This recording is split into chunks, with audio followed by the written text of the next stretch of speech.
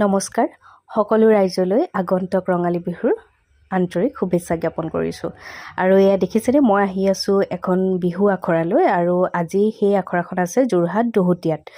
আৰু এই বছৰ মোৰ এইখন হৈছে বিহু আখৰাৰ প্ৰথম দিন, প্ৰথমখন আখৰা। আৰু ইয়াত মই মুখ্য প্ৰশিক্ষক হিচাপে মোক তেওঁলোকে নিমন্ত্ৰণ কৰিছিলে, আৰু মই প্ৰশিক্ষক হিচাপে আহিছোঁ। আৰু মোৰ লগত সহযোগী ঢুলীয়া হিচাপে আছে ৰক্তিম, মোৰ মৰমৰ ভাইটি। আৰু এই বিহু আখৰাখন জনপ্ৰিয় ফেচবুক গোট সপোনৰ পৰিধি আৰু একাজলি কিৰণ ফেচবুক পেজৰ সৌজন্যত পতা হৈছে, আৰু খুব ধুনীয়াকৈ তেওঁলোকে আয়োজন কৰিছিলে।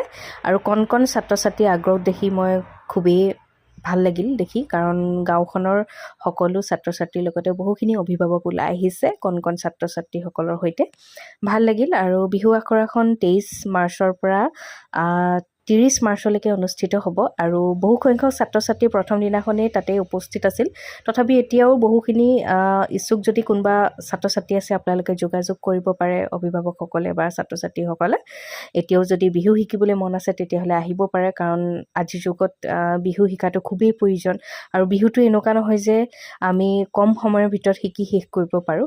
এতিয়াও মই যদি আগতে যদি এগৰাকী বিহুৱতীও আছিলোঁ, তথাপিও এতিয়াও মই বৰ্তমান শিকি আছোঁ বুলি ক'লেও বেয়া নহয়, কাৰণ বিহু কেতিয়াও শিকি শেষ কৰিব নোৱাৰোঁ, নহয়নে?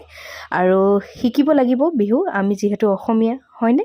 আৰু লগতে কণ কণ ছাত্ৰ ছাত্ৰীসকলে বিহুৰ কথা বহুখিনি নাজানে, তেওঁলোকক সেই প্ৰশিক্ষণ দিয়াৰ খুবেই প্ৰয়োজন। শিকি যাব লাগিব, আগুৱাই যাব লাগিব। আৰু তাৰপিছতে সৰুকৈ অকণমান বাইট দিলোঁ, যিহেতু নিউজ চেনেল অকণমান কিবা কিবি সুধিছিলে।